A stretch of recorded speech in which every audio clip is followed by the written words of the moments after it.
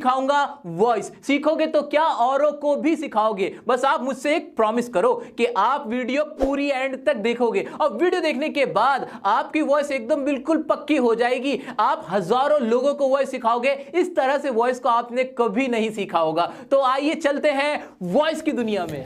अब तक आपने देखा टेंसेस वो रूल्स होते हैं जो हमें बताते हैं कि कोई भी काम कौन से समय में हो रहा है और वो कितना हो रहा है या हो चुका है।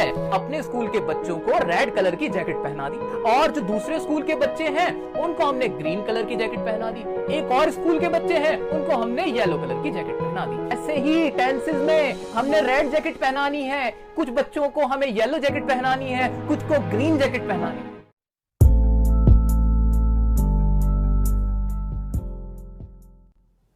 दोस्तों सबसे पहले समझते हैं कि इंग्लिश बनती कैसे है। इंग्लिश बनती है सेंटेंसेस से। सेंटेंसेस क्या होते हैं? सिंपल वर्ड्स में कहें तो कोई भी बात, आपने कोई बात या कोई सेंटेंस इंग्लिश में बोला, मैंने कोई बात कोई सेंटेंस इंग्लिश में बोला, तो हम कहेंगे कि हम इंग्लिश बोल रहे हैं। अब पूरी दुनिया में जितने भी सेंटेंसेस बोले जाते हैं वो सिर्फ दो ही तरह के होते हैं। एक वो वाले सेंटेंसेस होते हैं जिसमें कोई काम चल रहा होता है, खाने का, पीने का, हंसने का, बोलने का, रहने का, मिलना, आना, जाना, जिसे हम कहते हैं क्रिया या वर्ब। अब ये जो वर्ब वाले सेंटेंसेस होते हैं, क्रिया वाले सेंटेंसेस होते हैं, ये बहुत बोले जाते हैं। एक वो वाले सेंटेंसेस होते हैं जिसमें कोई काम नहीं होता, कोई वर्ब नहीं होती, बस बताया जाता है कि कोई चीज क्या है और कैसी है। फॉर एग्जाम्पल, मैं बहुत अच्छा हूं, तुम एक टीचर हो, वह बहुत बीमार है, तुम बहुत बुद्धिमान हो। तो ये दो टाइप होते हैं कुल सेंटेंसेस के, जितनी भी इंग्लिश के सेंटेंसेस बोले जाते हैं। अब ये जो काम वाले सेंटेंसेस होते हैं इसमें हमें बड़ी समस्या आई। समस्या ये थी कि हमें पता नहीं चल पा रहा था कि हम कैसे बताएं इंग्लिश के अंदर कि कोई भी काम कौन से समय में हो रहा है और वो कितना हुआ है। इस समस्या के लिए हमने अपना सर पीट लिया, हम परेशान हो गए और फिर हमारे दिमाग में एक आइडिया आया। उस आइडिया का नाम था रूल्स ऑफ टेंसेस। टेंसेस के रूल्स की हमने एक पहचान बनाई, हमने कुछ रूल्स बनाए जिससे हमें पता चल जाता था कि कोई भी काम कौन से समय में हो रहा है, कोई भी काम कितना हुआ है। इसे मार जैसे ही हम देखते थे हमारे दिमाग में घंटी बज जाती थी कि ये प्रेजेंट का काम है। जैसे ही मेन वर्ब की थर्ड फॉर्म लगती थी हम समझ जाते थे कि काम पूरा हो चुका है, ये परफेक्ट की बात है। ये रूल बनाने के बाद हम तो अपने आप को विजेता समझने लगे, हम बहुत खुश हो गए, हमने जश्न मनाना शुरू कर दिया, नाचने लगे, गाने लगे। तभी एक ट्रेजेडी आई, उस ट्रेजेडी का नाम था वॉइस। वॉइस आया और बोला, कैसे जश्न मना रहे हो, पहले मेरा तो सामना कर लो। वॉइस का हिंदी में मतलब था आवाज और इसका मतलब होता है अपनी फीलिंग्स को एक्सप्रेस करना, अपनी भावनाओं को दिखाना, और भावनाओं को दिखाने का सबका तरीका अलग होता है। इसलिए वॉइस बहुत बड़ा विलन था। वॉइस ने सबको परेशान करना शुरू कर दिया। वॉइस का कहना था कि सबका कहने का तरीका अलग होता है, तो तुम कैसे कोई पहचान बना सकते हो। जैसे कि फॉर एग्जांपल यहां पे मैंने लिखा कि वह क्रिकेट खेलता है और टेंस का रूल लगाते हुए मैंने इसमें प्रेजेंट इंडेफिनिट टेंस लगाया। ताहे मैंने देखा, मैं पहचान गया कि इसके अंदर प्रेजेंट इंडेफिनिट का रूल लगेगा, इसमें कोई आदत बताई जा रही है और मैंने इसकी इंग्लिश भी बना दी, ही प्लेज क्रिकेट। वॉइस आया, वॉइस का कहना यह था कि इसी बात को मैं ऐसे भी तो कह सकता हूं कि क्रिकेट खेला जाता है उसके द्वारा। वॉइस ने अपना ये पॉइंट रखा। अब हमने इस पे गौर करा, हमने इस पे ध्यान दिया कि क्या इसमें कोई फर्क है। तो पहले सेंटेंस के अंदर सब्जेक्ट कौन था? वह था। खेलने वाला कौन था? वह था, कोई भी लड़का था। ओके, खेला क्या जा रहा था? क्रिकेट खेला जा रहा था। काम क्या हो रहा था? खेलने का हो रहा था। तो ये बात क्लियर हो गई। दूसरे सेंटेंस में क्या था? दूसरे सेंटेंस में भी काम क्या हो रहा था? खेलने का हो रहा था। खेला क्या जा रहा था? क्रिकेट खेला जा रहा था। खेल कौन रहा था? वही खेल रहा था, कोई लड़का खेल रहा था। वॉइस की बात तो बिल्कुल ठीक थी। हमें समझ नहीं आ रहा था कि ये दो बातें दिखने में तो अलग लग रही हैं, लेकिन इनका मतलब, इनकी फीलिंग, गौर देना, फीलिंग, इनकी जो भावना है, भावना तो सेम है। भावना तो बिल्कुल ठीक थी। क्यों? कि इसमें भी क्रिकेट खेलने का काम हो रहा था किसी लड़के के द्वारा और इसमें भी किसी लड़के के द्वारा क्रिकेट खेला जा रहा था। यह पॉइंट था वॉइस का। अब हमने फिर अपना सर पकड़ा, हम परेशान हो गए कि इसका सामना कैसे करें। हमने कुछ रूल्स निकाले, उन रूल्स की मदद से वॉइस को भी हमने मुंह तोड़ जवाब दिया। तो कुल मिला के अगर मैं मोटी मोटी बात करूं तो मैं कह सकता हूं कि टेंसेस के रूल्स तो हमने बना लिए, हमने ये तो देख लिया कि कोई काम कौन से समय में हो रहा है, वो कितना हो रहा है, लेकिन फिर भी हमारे सामने समस्या ये आई कि वो काम कौन से समय में हो रहा है या वो कितना हुआ है, इसे बताने का भी एक अलग तरीका और था जिसे हमने नाम दिया वॉइस का, कि वॉइस अलग अलग हो सकती है। अब ये वॉइस कितने तरह की होती है, क्या इसकी पहचान हो सकती है, ये हम समझेंगे। अभी तो हम मोटा मोटी जनरल बातें कर रहे हैं, अभी मैं आपको कुछ नहीं पढ़ा रहा हूं, कुछ भी नहीं पढ़ा है मैंने। अभी तो मैंने आपको नॉर्मल अंडरस्टैंडिंग कराई है, अभी तो आपका और मेरा इंट्रोडक्शन चल रहा है और इंग्लिश की बातें कर रहे हैं कि कैसे क्या चीज बनी थी। तो अब आगे देखते हैं कि ये वॉइस का कॉन्सेप्ट क्या है, क्या कहता है ये वॉइस और कैसे हम इसका सामना करेंगे।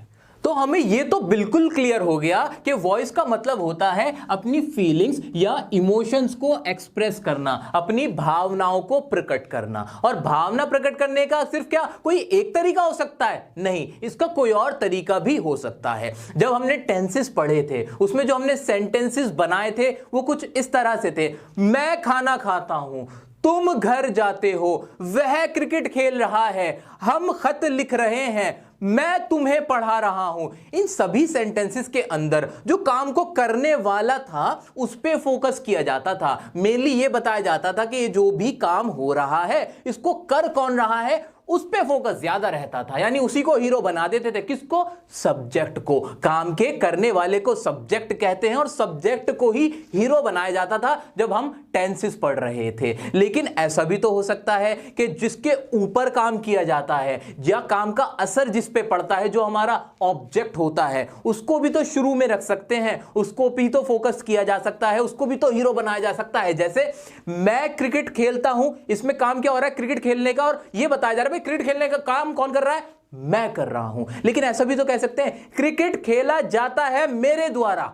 यहां पे जो चीज खेली जा रही है, जो ऑब्जेक्ट है, उस पे भी तो फोकस किया जा सकता था। क्या इन दोनों सेंटेंस में क्या सेंटेंस का मीनिंग बदल गया? नहीं, सेंटेंस तो वही रहा। क्रिकेट पहले भी खेला जा रहा था, क्रिकेट अब भी खेला जा रहा है। बस फर्क यह हुआ कि इसमें ऑब्जेक्ट पे फोकस किया, ऑब्जेक्ट को शुरू में लिख दिया। तो मैं कह सकता हूं कि किसी भी सेंटेंस को बताने के दो तरीके हो सकते हैं। एक तरीका वो हो सकता है जिसमें सब्जेक्ट पे फोकस किया गया हो, काम के करने के ऊपर फोकस किया गया हो। एक तरीका वो हो सकता है जिसमें ऑब्जेक्ट पे फोकस किया गया हो, काम का असर जिस पे पड़ रहा है उस पे फोकस किया गया हो, उसको पहले बताया गया हो। और इसी तरीके को हमने दो कैटेगरी में बांटा। हमने कहा जिसमें आपके सब्जेक्ट पे फोकस हो, जिसमें आपके सब्जेक्ट पे फोकस हो, उसको तो हमने कहा एक्टिव। क्या बोला हमने? कि भाई एक्टिव वॉइस होगी। ये कौन सी फीलिंग है, ये कौन सी वाली भावना है?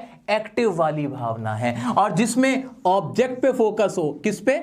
ऑब्जेक्ट पे, उसको हमने कहा पैसिव। यानी जिसमें आपके ऑब्जेक्ट पे फोकस होगा, हमने उस वाली भावना को कहा पैसिव भावना। तो सब्जेक्ट वाली भावना मेरी आई एक्टिव और पैसिव वाली आई मेरी ऑब्जेक्ट वाली। इतना हमें अब क्लियर हो गया कि वॉइस हमारी दो तरह की बनी। एक सब्जेक्ट वाली वॉइस जिसको हमने कहा एक्टिव, और जो पैसिव वॉइस थी जिसको हमने कहा ऑब्जेक्ट वाली हमारी भावना होगी। अब मेरे दिमाग में कुछ याद आ रहा है। क्या याद आ रहा है? कि जो भी मैंने टेंसेस पढ़े थे उन सब में तो सब्जेक्ट ही पहले होता था, काम जो कर रहा होता था उस पर ही फोकस होता था। तो क्या जितने भी मैंने टेंसेस के रूल्स पढ़े थे और ट्रांसलेशन करी थी वो सारे क्या एक्टिव वॉइस थे? हाँ, एक्टिव ही वॉइस ही आप पढ़ते हुए आए थे। तो क्या मैंने एक्टिव वॉइस पढ़ ली है? हाँ, पढ़ चुके हो। कैसा लग रहा है? मजा आ रहा है? आपने एक्टिव वॉइस पढ़ी हुई है। पहले तो बहुत बहुत आपको बधाई कि आपने एक्टिव वॉइस पढ़ी हुई है। अब तो क्या मुझे सिर्फ पैसिव वॉइस पढ़नी है? हाँ, बस पैसिव वॉइस बनानी सीख लो। पैसिव वॉइस बनेगी कैसे? अरे इसमें भी कुछ नहीं है। अब आप ये सोच सोच के परेशान हो रहे होंगे, टेंसेस के इतने सारे स्ट्रक्चर थे, उनकी इतनी सारी पहचानें थी, अब पैसिव वॉइस है, इसके भी बहुत सारे टेंसेस जितने भी थे उन सबकी पैसिव वॉइस की पहचान याद रखनी होगी। ऐसा कुछ नहीं है। मैं आपको तरीका बताऊंगा जिसमें आप पैसिव की पहचान कैसे करोगे, कैसे पैसिव में बदलोगे, ये भी आपको आराम से आ जाएगा, बिल्कुल चुटकियों में। तो हमें अब क्या करना है, हमें सिर्फ पैसिव वॉइस बनानी सीखनी है। एक्टिव वॉइस तो हम बनाते ही हैं। पैसिव वॉइस का क्या तरीका होगा, क्या पहचान होगी, क्या ट्रिक होगी, ये अब हम डिस्कस करेंगे। अच्छा, हमें पैसिव वॉइस की जरूरत ही क्यों पड़ी, क्यों हम ऑब्जेक्ट पे फोकस करना चाहते हैं, हमारा पर्पस क्या है। ये इसी तरह से हुआ, अगर मैं आपसे पूछूं कि आपको एक थाली में खाना खाना है और उस थाली में सिर्फ एक सब्जी है, एक रोटी है, बाकी की कटोरियां बिल्कुल खाली हैं, तो क्या वो थाली अच्छी लगेगी। इंग्लिश लैंग्वेज, इंग्लिश भाषा भी एक थाली है, उसके अंदर कुछ एक्टिव वॉइस है, कुछ पैसिव वॉइस है, कुछ और चीजें हैं जिनसे सजकर एक बहुत अच्छी भाषा इंग्लिश के रूप में आपके सामने आती है। तो क्या आप चाहोगे कि आप एक ऐसी थाली खाओ जिसके अंदर सिर्फ एक रोटी और एक सब्जी है? नहीं ना, आप पैसिव वॉइस भी सीखोगे। जब आप इंग्लिश बोलोगे तो उसमें आप पैसिव वॉइस का भी इस्तेमाल करोगे, एक्टिव का भी इस्तेमाल करोगे। जब ये सारी चीजें आप इस्तेमाल में लाते हो तो आप एक अच्छे इंग्लिश स्पीकर कहलाते हो। अब हमने ये बात तो अच्छे से समझ ली थी कि टेंसेस के अंदर जो भी हमने टेंसेस के रूल्स पढ़े थे वो सब सब्जेक्ट पे फोकस कर रहे थे, वो एक्टिव वॉइस वाले थे, जिन्हें अब हमें दोबारा तो सीखने की जरूरत नहीं है। लेकिन ये जो पैसिव वॉइस वाले हैं इन्हें हमें दोबारा सीखना पड़ेगा। हमें टेंशन होने लगी कि अब सारे रूल्स दोबारा से नए नए बन जाएंगे, सारे रूल्स का दोबारा समझने पड़ेंगे, दोबारा ट्रांसलेशन।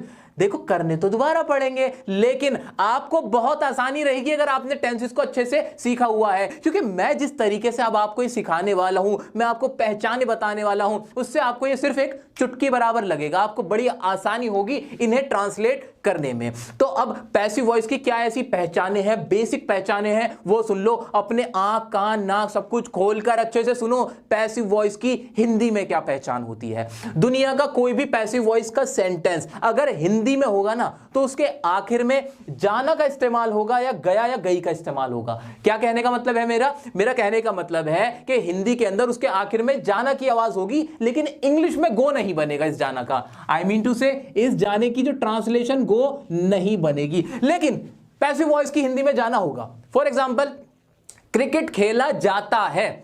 जाता तो ये टेंस की वजह से हो गया है, तो ये सिर्फ जाना ही ना, जाना। लेकिन इसकी इंग्लिश जब हम बनाएंगे तो गो नहीं लगाएंगे, ठीक है। हमें क्रिकेट खिलाया गया, हमें पानी पिलाया गया, हमें उससे मिलवाया गया, इन सभी सेंटेंसेस में गया, गई, जाना का इस्तेमाल हो रहा होगा, लेकिन उसकी इंग्लिश गो नहीं बनेगी। ये सबसे बड़ी पहचान है पैसिव वॉइस की, कि जाना, जाता, गया, गई, इस तरह के हिंदी के शब्द आखिर में आएंगे, लेकिन उनकी इंग्लिश कुछ भी नहीं बनेगी। है ना कमाल की बात, मजेदार बात। अब ये अपने दिमाग में याद रखना। क्यों याद रखना? क्योंकि अब जो भी मैं आपको पैसिव वॉइस सिखाऊंगा उसमें मैं ये बात आपको बार बार याद दिलाऊंगा कि कैसे जाना आया है लेकिन उसकी इंग्लिश नहीं बनती। ये पहचान होती है सबसे बड़ी पैसिव वॉइस की। अब हमने जब टेंसेस पढ़े थे, हमने क्या किया था, हमने हर टेंस की पहचान के लिए जो बच्चे थे हमारे स्कूल के, याद करो वो एग्जांपल, हमने क्या करा था कि जितने भी बच्चे थे उन सबको अलग अलग कलर की जैकेट्स पहना दी थी, ताकि हम पहचान कर पाए कि ये प्रेजेंट टेंस है, ये पास्ट टेंस है, ये फ्यूचर टेंस है। इस तरह से हमने जैकेट्स पहनाई थी। अब जैकेट्स तो टेंसेस वालों ने अभी भी पहन रखी है, उन बच्चों ने अभी भी जैकेट्स तो पहन रखी हैं, पहचाने हैं, लेकिन कैसे उनको पहचान करें कि वो पैसिव वॉइस, इसके लिए भी तो कुछ पहचान बनानी है ना हमें। हम कैसे पहचाने कि हमारा ये जो टेंस है वो पैसिव में है। उसके लिए हमने क्या करा, हमने उन बच्चों के गले में एक आई कार्ड डाल दिया। क्या डाल दिया? आई कार्ड डाल दिया। हमने कहा भाई सारे बच्चों के गले में हम आई कार्ड नहीं डालेंगे, कुछ बच्चे हैं जो सिलेक्टेड बच्चे हैं, हमने उनके गले में आई कार्ड डाल दिया और उस पर लिख दिया VIP, वॉइस इनकी पैसिव है। क्या फुल फॉर्म है इसकी? वॉइस इनकी पैसिव है। अब बच्चे के गले में आई कार्ड पड़ा हुआ है, चीख चीख कर कह रहा है भाई वॉइस इनकी पैसिव है, तो हम पहचान लेंगे कि ये पैसिव वॉइस का सेंटेंस है, पैसिव वॉइस वाला बच्चा है। इसी तरह से इंग्लिश के अंदर सेंटेंसेस के अंदर कुछ रूल्स ऐसे बने हुए हैं जो हमें चीख चीख कर कहते हैं, उनके ऊपर आई कार्ड लगा हुआ है कि वॉइस इनकी पैसिव है। तो वो वॉइस पैसिव कैसे पता चलती है? वर्ब की थर्ड फॉर्म लगना। अब ये क्या है?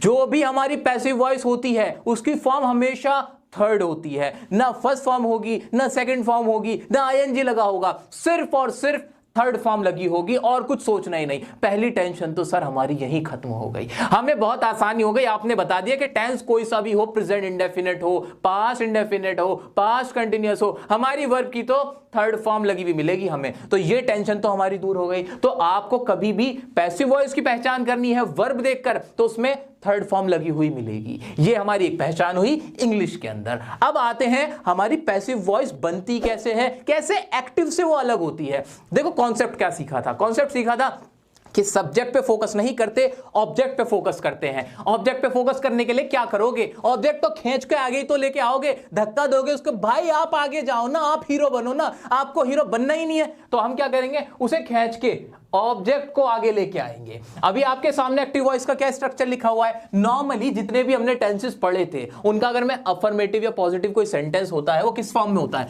एक सब्जेक्ट होता है, एक मेन वर्ब होती है और एक ऑब्जेक्ट होता है। यही तो होता है ना नॉर्मल, एक जो भी हम पढ़ के आए हैं टेंसेस के अंदर सेंटेंस यही होता है। अब हमने उसके ऑब्जेक्ट को धक्का दिया, हमने कहा भाई साहब आप यहां पर आ जाओ, ऑब्जेक्ट को हमने पहले लिखा और फिर हमने क्या करा, हमने यहां पर हेल्पिंग वर्ब लगाएंगे जो भी उस टेंस की होगी। ये अभी मैं मोटा मोटा बता रहा हूं, अभी कुछ नहीं सिखा रहा मैं आपको, ये तो एक मोटी मोटी बात हो रही है।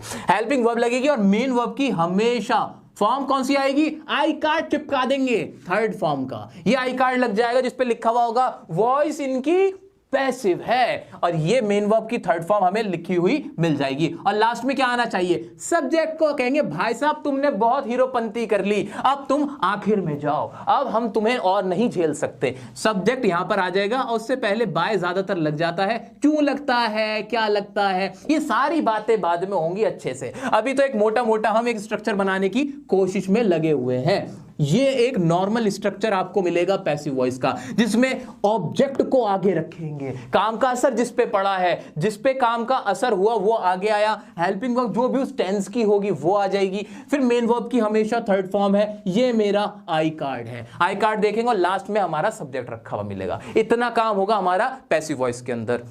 अब हम क्या डिस्कस करेंगे, अब हम डिस्कस करेंगे कि जो भी हमारे टेंसेस हैं उनकी पैसिव वॉइस की क्या पहचान होगी, कैसे उनके स्ट्रक्चर बनेंगे, वो भी बड़े मजेदार तरीके से। तो अब हम स्टार्ट करते हैं प्रेजेंट टेंस से। प्रेजेंट टेंस में भी प्रेजेंट इंडेफिनिट टेंस की कैसे हम एक्टिव वॉइस से पैसिव वॉइस बनाते हैं ये हम सीखने वाले हैं। तो सबसे पहले मैंने आपके सामने यहां पर प्रेजेंट इंडेफिनिट टेंस की एक्टिव वॉइस लिखी है अफर्मेटिव सेंटेंसेस की। उसमें हम क्या करते थे, सबसे पहले सब्जेक्ट लगाते थे, उसके बाद मेन वर्ब की फर्स्ट फॉर्म लगा देते थे, उसके साथ एस या ईएस जोड़ते थे और फिर ऑब्जेक्ट आ जाता था। ये थी हमारी active voice present indefinite tense की। और इसकी हिंदी में पहचान होती थी ता है, ती है, ते है, यही तो पहचान होती थी। बिल्कुल जी।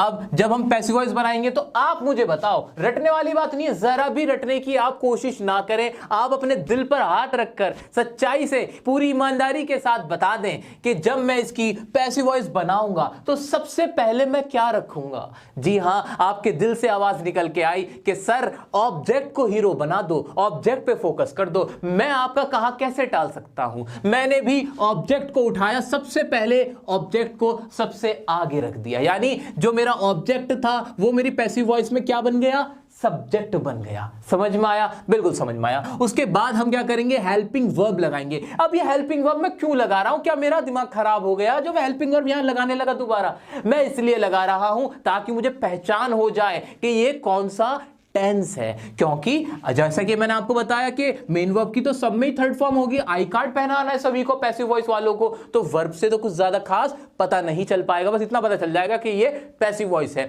लेकिन ये टेंस कौन सा है, इसके लिए मुझे हेल्पिंग वर्ब लगानी पड़ी। प्रेजेंट की हेल्पिंग वर्ब मैंने क्या लगा दी, इज, एम या फिर आर। सिंगुलर्स के साथ इज आएगा, प्लूरल्स के साथ आर आएगा और आई के साथ एम आ जाएगा। मेन वर्ब की कौन सी फॉर्म लगाऊं, सोचना पड़ेगा क्या मुझे पैसिव वॉइस के अंदर? नहीं सर, बिल्कुल नहीं। चीख चीख कर मेरा आई कार्ड कहेगा कि VIP, वॉइस इनकी पैसिव है, और मैंने वही किया, मेन वर्ब की थर्ड फॉर्म लगा दी। उसके बाद जो भी मेरा सब्जेक्ट होगा करने वाला, उससे पहले मैं बाय लगाऊंगा और फिर सब्जेक्ट लगा दूंगा। इस तरह से मेरा पूरा स्ट्रक्चर तैयार हुआ है जी। अब हमने देखा कि कैसे एक्टिव वॉइस से पैसिव वॉइस बनती है, कैसे उसका स्ट्रक्चर बनता है, क्या क्या उसमें बातें होती हैं, क्या उनकी पहचानें होती हैं। अब हमारे दिमाग में सारी चीजें बिल्कुल क्लियर है। तो ये बात अब हमें समझ में आ गई है कैसे इसका स्ट्रक्चर बना है। आइए कुछ और बातें देखते हैं। इसमें मैंने आपके लिए लिखा हुआ है पहचान, हिंदी सेंटेंसेस के अंत में जाता है, जाती है, जाते हैं आदि शब्द आते हैं। पैसिव वॉइस की जो हिंदी होती है उसके आखिर में। सर आपने हमें बताया था पहचान के बारे में, हाँ बताया था मैंने आपसे कि जाना की आवाज आएगी या गया गई की आवाज आएगी। वही है, जाना का क्या बन गया, जाता बन गया, क्योंकि ये प्रेजेंट इंडेफिनिट था। उसके तो आखिर में ता है की आवाज आती है कि नहीं आती? बिल्कुल बताओ। एक्टिव वॉइस में ता है ती है की आवाज आती है। पैसिव वॉइस में जाना वर्ड था, इसलिए जाना का क्या बन गया, जाता बन गया। और इसकी कोई इंग्लिश नहीं बनेगी, अभी सेंटेंसेस करके दिखाऊंगा मैं आपको। तो यहां पर अफर्मेटिव का एक सेंटेंस लिखा हुआ है एक्टिव वॉइस के अंदर। सेंटेंस क्या है, जरा ध्यान से पढ़िए। माय मदर लव्स मी, कि मेरी मम्मी मुझसे प्यार करती है। ती है लास्ट में आया, मैं समझ गया प्रेजेंट इंडेफिनिट टेंस था, लेकिन ये कौन सा था, एक्टिव वॉइस का था। इसमें मेरा सब्जेक्ट माय मदर हुआ, ये मेरा सब्जेक्ट था, वर्ब मेरी लव थी और ऑब्जेक्ट मी था। इसकी मुझे पैसिव बनानी है। क्या करूंगा मैं? सबसे पहले तो मैं इस ऑब्जेक्ट को सब्जेक्ट बना दूंगा, यानी मी को मैं यहां पर लिख दूंगा। मी लिख दिया मैंने, क्या लिख दिया, मी लिख दिया। सही है, बिल्कुल सही है। नहीं सर, यहां कहानी में एक ट्विस्ट है। ट्विस्ट ये है कि जब मैं ऑब्जेक्ट से सब्जेक्ट बनाऊंगा तो ये मेरा प्रोनाउन है। प्रोनाउन है कि नहीं? बिल्कुल। आई एक प्रोनाउन होता है, सर्वनाम होता है, और सर्वनाम का रूल चीख चीख कर यह कहता है कि जब उसे सब्जेक्ट की तरह इस्तेमाल किया जाए तो सब्जेक्टिव केस लगाना, यानी आई का आई ही रहता है फिर। लेकिन अगर उसे ऑब्जेक्ट की तरह इस्तेमाल करोगे, क्या अगर उसे ऑब्जेक्ट की तरह सेंटेंस में इस्तेमाल करोगे तो आई का मी बन जाता है। यह सर्वनाम के प्रोनाउन के रूल कहते हैं। यह क्लियर है जी? बिल्कुल क्लियर है। वही आपको करना है क्या, कि जब इस ऑब्जेक्ट को उठा के सब्जेक्ट बनाओगे, इस ऑब्जेक्टिव प्रोनाउन को, ये प्रोनाउन मेरा यहां पर कैसे है, ऑब्जेक्ट की तरह इस्तेमाल हो रहा था, इसलिए आई का मी बना था। लेकिन अब यहां पे मुझे सब्जेक्ट बनाना है, तो मी का मैं क्या बनाऊंगा, आई बनाऊंगा। क्या बनाऊंगा, आई बनाऊंगा, क्योंकि अब ये सब्जेक्ट की तरह इस्तेमाल हो रहा है। अगर आपने आज से पहले प्रोनाउन के रूल नहीं भी पढ़े तो अब समझ में आ गया होगा। छोटा सा रूल है क्या, कि अगर हमारे ये जितने भी पर्सनल प्रोनाउन है, आई, वी, यू, दे, ये सब्जेक्ट की तरह इस्तेमाल होते तो कोई बात नहीं, आई का आई ही रहेगा, वी का वी ही रहेगा, यू का यू ही रहेगा, दे का दे ही रहेगा, ही, शी, इट, ये सब सेम रहेंगे। लेकिन अगर इन्हें ऑब्जेक्ट की तरह इस्तेमाल करने लगोगे तब ये बदल जाते हैं। आई का मी बनता है, वी का अस बनता है, यू का यू ही रहता है, ही का हिम हो जाता है, शी का हर होता है, दे का देम बनता है, जब ये ऑब्जेक्ट की तरह सेंटेंस में इस्तेमाल होते हैं। वही रूल मैंने यहां पर अप्लाई कर दिया है। ठीक है, तो मी यहां पर एक ऑब्जेक्ट था, इसको मैंने सब्जेक्ट बनाया, इसलिए मी का आई बन गया। आई के बाद में क्या लगाऊं, इज एम आर में से कोई सा लगाना है, बिल्कुल लगाना है। आई के साथ क्या लग जाएगा, एम लग जाएगा। Very good. और वर्ब की कौन सी form, first form, second form? नहीं sir, third form. I card डाल दो ना बच्चों के गले में, सेंटेंस के गले में आई कार्ड डाल दो, वो फिर चिक के कहेगा VIP। वॉइस इनकी पैसिव है। यहां आई एम के बाद क्या आ जाएगा, लव्ड, और उसके बाद बाय तो है ही, और माय मदर का माय मदर ही रहेगा। ठीक है जी, बिल्कुल सर। ये तो हमें बहुत आसानी से बन गया, हमें तो कुछ सोचना ही ना पड़ा। अब मजे की बात देखो, आपको पैसिव वॉइस इंग्लिश के अंदर पहचाननी है तो कैसे पहचानोगे? आपने अपनी पूरी जिंदगी में जितना भी आपने इंग्लिश को पढ़ा है उसमें कभी ऐसा देखा है कि एम के बाद मेन वर्ब की थर्ड फॉर्म आ रही हो? कभी देखा है, कहीं देखा है? कभी नहीं आती। क्यों? ये तभी आती है जब इज एम आर के बाद मेन वर्ब की थर्ड फॉर्म हो तो पैसिव वॉइस होगी। पैसिव वॉइस का ये रूल होता है कि इज एम आर के साथ भी वो मेन वर्ब की थर्ड फॉर्म लगा देता है। अदरवाइज एम आर के साथ तो हमने देखा था मेन वर्ब की फर्स्ट फॉर्म के साथ आईएनजी लगती थी कंटिन्यूअस टेंस के अंदर, प्रेजेंट के। लेकिन यहां पे हम क्या देख रहे हैं, हमारी आंखों को यकीन नहीं हो रहा कि ये एम ने दोस्ती कैसे कर ली मेन वर्ब की थर्ड फॉर्म के साथ। ये जब भी आपको देखने को मिले, क्या कि जब भी आप इज एम आर के साथ, वॉज वर्ब के साथ मेन वर्ब की थर्ड फॉर्म देखो, दिमाग में घंटी बजा लो कि हो ना हो ये मेरी पैसिव वॉइस है। अब ये सेंटेंस क्या बना, I am loved by my mother. इसकी हिंदी निकालो, क्या बनेगी? जल्दी सोचो, अपने दिमाग पे जोर दो। इसकी हिंदी निकलेगी कि मुझे प्यार किया जाता है मेरी मम्मी के द्वारा। प्यार किया जाता है, आया ना ये जाता है, और इसकी कोई इंग्लिश है यहां पर? क्या यहां पे कहीं गो लिखा हुआ दिख रहा है आपको इंग्लिश के अंदर? नहीं दिख रहा। लेकिन हिंदी में तो यहां पर जाता है की आवाज आ रही है कि मुझे प्यार किया जाता है मेरी मम्मी के द्वारा। है ना मजे की बात? यही है पैसिव वॉइस की पहचान जो मैंने आपको शुरू में ही बता दी थी। तो कभी भी नहीं घबराना, जाता है आया, समझ जाओ पैसिव वॉइस है। इसी तरह से नेक्स्ट सेंटेंस है मेरा, ही राइट्स अ लेटर। इसकी हिंदी तो ये निकल रही है कि वह एक पत्र लिखता है। ये भी प्रेजेंट इंडेफिनिट का था, सब्जेक्ट के बाद मेन वर्ब की फर्स्ट फॉर्म के साथ एस लगा हुआ था और ऑब्जेक्ट था, तो मैं समझ गया कि ये प्रेजेंट इंडेफिनिट का है। इसको बनाने के लिए भी क्या करूंगा, मैं यहां के ऑब्जेक्ट को यहां ले जाऊंगा, अ लेटर। अब लेटर के साथ इज एम आर में से क्या लगेगा, लेटर एक है, एक के साथ इज आएगा, सिंगुलर है, इसलिए मैंने क्या लगाया, लेटर इज। और वर्ब की कौन सी फॉर्म लगा दूं, वीआईपी, आई कार्ड है आपके पास, लगाओ, लेटर इज रिटन। यहां भी देखो क्या कमाल हो रहा है, ये घोर घोर अपशकुन है, इसके साथ मेन वर्ब की थर्ड फॉर्म लगी हुई दिख रही है। दिमाग में मेरे एकदम घंटियां बजी, एकदम अलार्म बजा कि सर ये पैसिव वॉइस है। मैं समझ गया, क्योंकि इसके साथ मेन वर्ब की थर्ड फॉर्म नहीं आती थी, लेकिन पैसिव वॉइस में आती है। A letter is written by, अब यहां पे ही लिख दूं, नहीं सर, ही तो यहां मेरे सब्जेक्ट की तरह इस्तेमाल हो रहा था, लेकिन जब हमारे पर्सनल प्रोनाउन ही सब्जेक्ट की तरह ना होते हुए ऑब्जेक्ट की तरह इस्तेमाल होंगे तो ही का बन जाता है हिम। ये बन गया यहां पे मेरा हिम। सेंटेंस बना, a letter is written by him. इस तरह से इसको भी मैंने पढ़ते बना, ये पढ़ा गया कि एक खत लिखा जाता है, जाता है, जाता है, और गो तो यहां भी नहीं है। तो ये पहचान थी हिंदी में पैसिव वॉइस की। इसके बाद मेन वर्ब की थर्ड फॉर्म लगी, ये पहचान थी इंग्लिश में पैसिव वॉइस की। इस तरह से हर तरह हमने क्लियर कर ली पैसिव वॉइस को पहचानना, कैसे उनका स्ट्रक्चर बना ये भी क्लियर है। नेक्स्ट सेंटेंस है मेरा, रजनी सेलिब्रेट्स हर बर्थडे। इसका मतलब निकला कि रजनी अपना बर्थडे सेलिब्रेट करती है। ये तो बहुत ही आसान हो गया, आप भी बना सकते हो। हर बर्थडे सबसे पहले आ जाएगा, बिल्कुल, हर और बर्थडे, उसके बाद इज एम आर लगाओगे, बिल्कुल लगाएंगे, इज सेलिब्रेटेड, थर्ड फॉर्म लगा दी, और फिर बाय लगा के जो भी मेरा सब्जेक्ट था वो लगा दिया, बाय रजनी। सेंटेंस में वही आवाज निकलेगी, जाता है वाला, क्या कि अपना बर्थडे सेलिब्रेट किया जाता है, रजनी के द्वारा किया जाता है, इसमें भी जाता है। इस तरह से मैंने आपको अभी अफर्मेटिव सेंटेंसेस की पैसिव वॉइस आपको करवाई है प्रेजेंट इंडेफिनिट के। अब हम देखते हैं प्रेजेंट इंडेफिनिट के नेगेटिव और इंटरोगेटिव की कैसे पैसिव वॉइस बनेगी।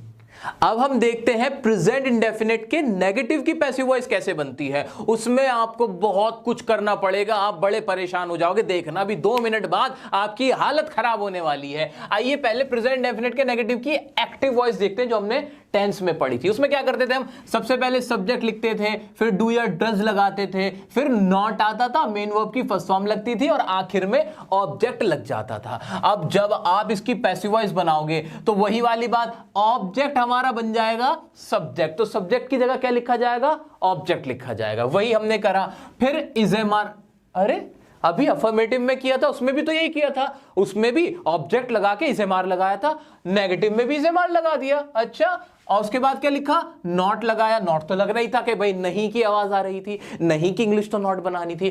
फिर मेन वर्ब की थर्ड फॉर्म, आई कार्ड तो लगाना ही था, आई कार्ड वीआईपी वाला, वॉइस इनकी पैसिव है तो ये तो लगना ही लगना था, इसमें भी कोई बड़ी बात नहीं, ये तो उसमें भी लगा था इसके अफर्मेटिव में, बाय सब्जेक्ट ये भी लगा। तो बस क्या मैं कह सकता हूं कि सिर्फ नॉट का चेंज था, नेगेटिव में सिर्फ नॉट लगाना था। हाँ भाई हाँ, नेगेटिव में सिर्फ नॉट लगाना था, और पैसिव वॉइस का और इसका कोई अलग से स्ट्रक्चर था ही नहीं। सर ये तो बड़े मजे की बात हो गई। यानी मैं कह सकता हूं कि जब मैं पैसिव वॉइस बनाऊंगा नेगेटिव की प्रेजेंट इंडेफिनिट के, तो उसमें सिर्फ नॉट लग जाएगा, बाकी बिल्कुल सेम टू सेम रहेगा इसके अफर्मेटिव की पैसिव वॉइस से। ये तो आपके एक्टिव वॉइस से भी ज्यादा आसान हो गया, क्योंकि एक्टिव वॉइस में तो हमें डू डज भी लगाना पड़ा था, नॉट भी लगाना पड़ा था, और इसका अफर्मेटिव बिल्कुल अलग हुआ करता था। लेकिन पैसिव वॉइस के अफर्मेटिव और नेगेटिव सेम ही होते हैं, सिर्फ नॉट का डिफरेंस आ जाता है। क्या रटोगे, पूरा स्ट्रक्चर रटोगे? नहीं, गलती से भी रट मत लेना, क्योंकि रटने की जरूरत ही नहीं है, सिर्फ नॉट लगा देना है। आइए अब इसको थोड़ा प्रैक्टिस कर लेते हैं। पहला सेंटेंस है मेरा, Rahul does not read Hindi. Rahul Hindi नहीं पढ़ता है, क्योंकि वो डियर सर देखता है, वो इंग्लिश पढ़ता रहता है, इंग्लिश उसे बड़ी मजेदार लगती है। भाई हिंदी भी पढ़ा करो, अच्छी बात है। Rahul does not read Hindi के, राहुल हिंदी नहीं पढ़ता है, टाहे की आवाज आई थी, मैं समझ गया कि ये प्रेजेंट इंडेफिनिट टेंस है। अब इसमें ऑब्जेक्ट मेरा हिंदी था, सब्जेक्ट मेरा राहुल था, मेन वर्ब मेरी रीड थी। इतना क्लियर हो गया? बिल्कुल क्लियर हो गया। अब जैसे ही पैसिव बनाऊंगा तो हिंदी को उठा के यहां ले आऊंगा, सब्जेक्ट बना दूंगा, तो हिंदी, मैंने क्या लिखा, हिंदी, और उसके बाद is am are, Hindi singular है तो इज, और नॉट तो आना ही आना है तो नॉट भी लगा दिया, और मेन वर्ब क्या है इसमें, रीड। रीड की थर्ड फॉर्म रेड होती है, बोली रेड जाती है, लेकिन आपकी स्पेलिंग सेम रहेगी। तो रीड का क्या बन गया, रेड, स्पेलिंग सेम रेड, और फिर क्या था, बाय का बाय ही आएगा, और कौन, राहुल। सेंटेंस क्या बन गया मेरा, Hindi is not read by Rahul. अब इसकी भी हिंदी बनाओ, क्या कि हिंदी राहुल के द्वारा नहीं पढ़ी जाती है। इसमें भी ये जाना आया और इसकी कोई गो इंग्लिश नहीं बनी। देख रहे हो, आपको स्टेप बाय स्टेप मैं प्रूव भी कर रहा हूं कि कैसे जाना की आवाज निकलेगी और उसकी इंग्लिश नहीं बनेगी। यह पहचान होगी आपकी पैसिव वॉइस की। नेक्स्ट सेंटेंस है, teachers do not punish students nowadays. कि टीचर्स आजकल स्टूडेंट्स को पनिश नहीं करते हैं। मैं भी नहीं करता, करना भी नहीं चाहिए, ठीक है। अब इसके अंदर भी सब्जेक्ट मेरा टीचर्स था, ये मेरा सब्जेक्ट हुआ, ये पनिश मेरी वर्ब हो गई और स्टूडेंट्स मेरे ऑब्जेक्ट हो गए। तो ऑब्जेक्ट जिनको पनिश नहीं किया जाता है उनको सबसे पहले ले आएंगे, फोकस उन पे रखेंगे। स्टूडेंट्स, और स्टूडेंट्स प्लूरल है कि सिंगुलर, एक से ज्यादा है, इसलिए आर आ जाएगा, आर, और नॉट का नॉट ही रहेगा, नॉट। पनिश की थर्ड फॉर्म हो जाएगी पनिश्ड, बाय का बाय आएगा, और किसके द्वारा, बाय टीचर्स, और नाउअडेज अपनी ही जगह बैठा रहेगा, बाकी चीजें सेम। सेंटेंस बन गया, students are not punished by teachers nowadays. Next sentence है, I do not water plants every day. इसके अंदर भी क्या है, प्लांट्स मेरा ऑब्जेक्ट है। किसको पानी नहीं देते हो, पौधों को पानी नहीं देते हो। क्यों नहीं देते हो, पौधों को पानी दिया करो, ग्रीनरी फैलाओ भाई। आई यहां पर काम करने वाला था, अब हम पौधों पे ध्यान देंगे, पौधों पे ध्यान दो। आ जाओ, प्लांट्स को उठा के सबसे पहले लिख दो, प्लांट्स। अब प्लांट सिंगुलर थोड़ी है, प्लांट्स प्लूरल है। प्लांट्स आर नॉट, और पानी देने को वाटर बोलते हैं, और इसकी थर्ड फॉर्म क्या हो जाती है, वाटर्ड। क्या हो जाती है, वाटर्ड। आई कार्ड लगा दिया भाई, थर्ड फॉर्म लगा दी, बाय मी एवरी डे। तो सेंटेंस पूरा क्या बना मेरा, सेंटेंस बना, plants are not watered by me every day. और इसमें भी जाना की आवाज निकलेगी, निकालो अपने मन से जाना की आवाज, और देखो उसकी कोई गो इंग्लिश नहीं बनी हुई होगी। ये पहचान पैसिव वॉइस की। आई कार्ड सबके साथ चिपकाते हुए जाना, और वो आई कार्ड क्या है मेरा, वो आई कार्ड है मेरा मेन वर्ब की थर्ड फॉर्म, वो भी आर के साथ। कभी भी नहीं आती आर के साथ मेन वर्ब की थर्ड फॉर्म, लेकिन आ रही है क्योंकि वो पैसिव वॉइस है। देखो यहां भी मेन वर्ब की थर्ड फॉर्म, यहां भी मेन वर्ब की थर्ड फॉर्म, हर जगह मेन वर्ब की थर्ड फॉर्म मिलेगी। नेक्स्ट सेंटेंस है, she does not like books. अब ये सेंटेंस आप ट्राई करो, अभी ट्राई करो, आप बना के दिखाओगे। अब हम देखते हैं प्रेजेंट इंडेफिनिट के इंटरोगेटिव की पैसिव वॉइस। अच्छा आप बताओ, इंटरोगेटिव की पैसिव वॉइस क्या होगी, कुछ